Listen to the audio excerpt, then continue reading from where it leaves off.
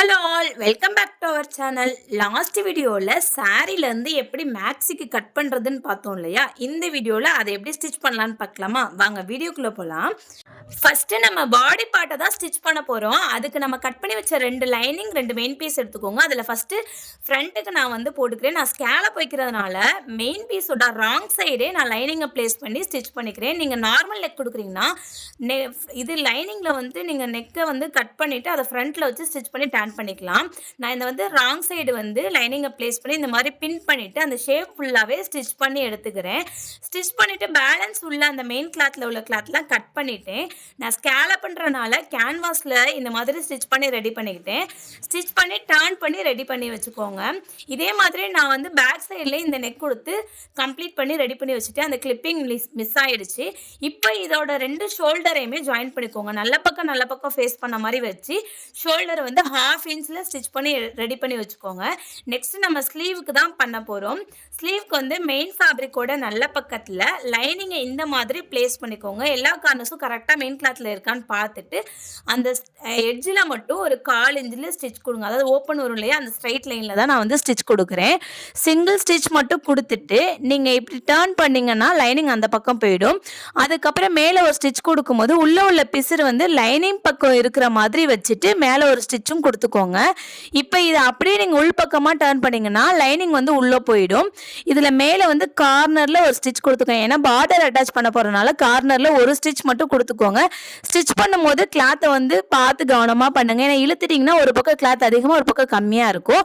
அந்த ஸ்டிச்சிங் கொடுத்துட்டு அதுக்கப்புறம் இந்த ஷேப் ஃபுல்லாமே ஸ்டிச் பண்ணிக்கணும். இதை ஸ்டிச் பண்ணும்போது கிளாத்தை பபிள்ஸ் க்ரியேட் ஆகாமல் பார்த்துக்கோங்க. ஏன்னா அப்படி ஆயிடுச்சுன்னா லைனிங் கிளாத்துக்கு மேலே நிறைய மெயின் கிளாத் ஸ்டோர் ஆகிடும். அதனால் நீங்கள் கிளியராக அதெல்லாம் கிளியர் பண்ணி கையை வச்சு அழுத்தம் கொடுத்துட்டே அதை ஃப்ரீ பண்ணிக்கிட்டே ஃபுல் கார்னரையும் ஸ்டிச் பண்ணி எடுத்துட்டு அந்த பேலன்ஸ் இருக்க மெயின் கிளாத்தை நீங்கள் கட் பண்ணி ரெடி பண்ணி வச்சுக்கோங்க. நம்ம ரெடி பண்ண வச்ச ஸ்லீவில் பார்டரை தான் அட்டாச் பண்ண போகிறோம். அதோட லென்த்துக்கு தகுந்தாப்பில் மட்டும் நான் பார்டரை கட் பண்ணிவிட்டு கார்னரில் ஒரு ஸ்டிச் மட்டும் கொடுக்குறேன். இது பார்டருன்றனால எந்த ரா எட்ஜும் இருக்காது. ஸோ ஃபோல்டு பண்ண அவசியம் இல்லை. மேலே அதே மாதிரி ஒரு ஸ்டிச் கொடுத்துக்கோங்க. அது ஸ்டிச் பண்ணும்போதுமே கரெக்டாக அந்த பார்டரோட மெஷர்மெண்ட்லேயே பண்ணுங்கள். இல்லைனா சுருக்கம் வந்துடும். பேலன்ஸ் எக்ஸ்ட்ரா உள்ள கிளாத்லாம் கட் பண்ணி எடுத்துட்டிங்கன்னா ஸ்லீவ் ரெடி ஆயிரும். சேம் இதே மாதிரி நான் இன்னொரு ஸ்லீவையுமே ரெடி பண்ணி வச்சுக்கிட்டேன். இப்போ நம்மளுக்கு பாடி போர்ஷன் ரெடி பண்ணி வச்சுருக்கோம் இல்லையா, ஷோல்டர் ஜாயின் பண்ணி அதை இந்த மாதிரி விரிச்சு வச்சுக்கோங்க. 2 பக்கமும் ஃப்ளோர்ல இருக்க மாதிரி விரிச்சு வச்சுட்டு ஒரு ஸ்லீவ் பேட்டர்னை எடுத்து அதோட நல்ல பக்கமும் மெயின் அந்த பாடி பார்ட்டோட நல்ல பக்கமும் பார்த்த மாதிரி இந்த மாதிரி வச்சு அந்த கர்வை ஜாயின் பண்ணுங்க. 1/2 இன்ச்சில் ஸ்டிச் பண்ணிக்கோங்க. டபுள் ஸ்டிச் கொடுத்து எடுத்துக்கோங்க. நான் கம்ப்ளீட் பண்ணிட்டேன். இப்போ ஸ்லீவையும் அட்டாச் பண்ணிட்டோம். இப்போ நம்மளுக்கு பாடி பார்ட் கம்ப்ளீட்டாக ஃபுல்லாக ரெடி ஆயிடுச்சு. இப்போ ஸ்கர்ட் பார்ட்டுக்கு தான் லைனிங் ஸ்டிச் பண்ண போகிறோம். லைனிங்கில் மொத்தம் நம்ம 4 பீஸ் கட் பண்ணி வச்சுருந்தோம்ல, அதில் ஃபஸ்ட்டு 2 பீஸ் மட்டும் எடுத்துக்கோங்க. அதுதான் ஃப்ரண்ட்டுக்கு. அந்த கார்னரில் 1/2 இன்ச்சில் மட்டும் ஸ்டிச் பண்ணுங்கள். இதை ஸ்டிச் பண்ணும்போது ஃபஸ்ட்டு ஒரு ஸ்டிச் கொடுத்துட்டு அதுக்கப்புறம் இன்னொரு ஸ்டிச்சுமே கொடுத்துக்கோங்க. ஏன்னா லைனிங்கன்றனால கண்டிப்பாக 2 ஸ்டிச்சு கொடுத்துருங்க. கொடுத்துட்டு அதை ஓப்பன் பண்ணி மேலேயுமே ஒரு ஸ்டிச் படிமான தையல்னு சொல்லுவாங்க இல்லையா, அந்த மாதிரி ஒரு படிமான தையலுமே போட்டுக்கோங்க. இந்த ஸ்டிச்சு போடும்போது கீழே உள்ள பிசுறு ஒரே ஃபார்ம்ல வர மாதிரி, அதாவது ஒரு பக்கம் பார்த்த மாதிரியே கீழே வச்சு கையை வச்சு நகர்த்தி அந்த ஸ்டிச்சை போட்டு கம்ப்ளீட் பண்ணிட்டீங்கன்னா இந்த மாதிரி தான் இருக்கும். சேம் இதே மாதிரி இன்னும் 2 பீஸுமே ஜாயின் பண்ணி எடுத்துக்கிட்டிங்கன்னா ஃப்ரண்ட்டுக்கு ஒன்று பேக்குக்கு ஒன்றுன்னு ரெடி ஆயிரும். இதுதான் லைனிங்கோட ஸ்கர்ட் போர்ஷன் ரெடி ஆயிரும்.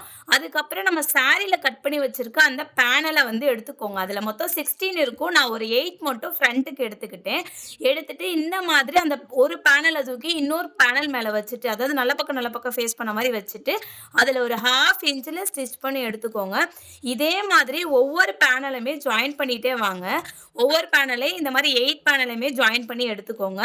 எடுத்துட்டிங்கன்னா இந்த மாதிரி ஒரு ஸ்கர்ட் போர்ஷன் ஃப்ரண்ட்டுக்கு ரெடி ஆயிடும். சேம் இதே ப்ரொசீஜர்லேயே பேக்குக்குள்ளே 8 பேனலையுமே ஜாயின் பண்ணி வச்சுக்கோங்க.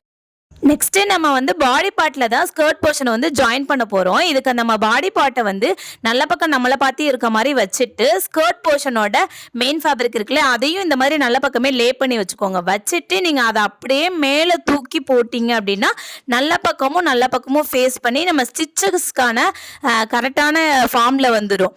இந்த நல்ல பக்கமும் பாடி பார்ட்டோட நல்ல பக்கமும் மேட்ச் ஆகிற மாதிரி வச்சுட்டு அந்த ஹிப் லைனில், அதாவது நம்ம வேஸ்ட் லைன் இருக்கும் இல்லையா, அதில் 1/2 இன்ச் தான் தான் நம்ம வந்து சீம்காக கொடுத்துருந்தோம். அந்த 1/2 இன்ச்சை வந்து ஸ்டிச் பண்ணிக்கோங்க.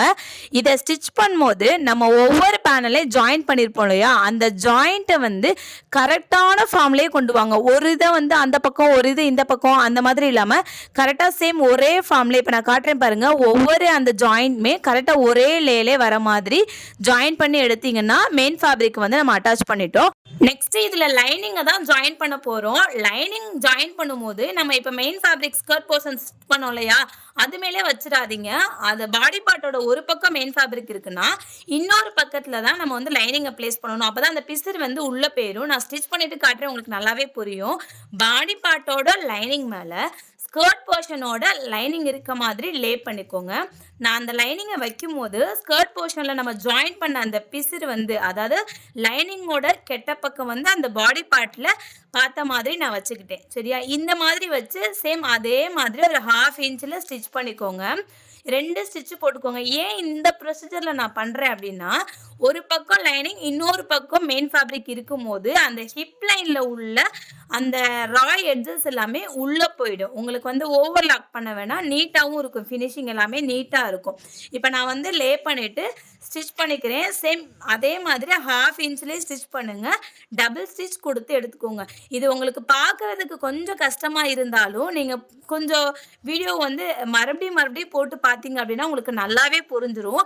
ஏன்னா இது ரொம்ப ஈஸியான பிகினர்ஸ் மெத்தடில் தான் நான் ஃபுல்லாகவே சொல்லியிருக்கேன். உங்களுக்கு குழப்பமாகக்கூடாது அப்படிங்கிறதுக்காக நான் வந்து ரொம்ப ரிஸ்கான பேட்டர்ன் இல்லாமல் ஈஸியாக தான் நான் சொல்லியிருக்கேன். இந்த லைனிங்கை ஸ்டிச் பண்ணும்போது லைனிங் ஃபேப்ரிக் வந்து ஒருவேளை கொஞ்சம் எக்ஸ்ட்ரா இருக்க மாதிரி இருந்துச்சுன்னா நீங்கள் வந்து உள்ளே வந்து லைட்டாக ப்ளீட் மாதிரி வச்சு விட்ருங்க.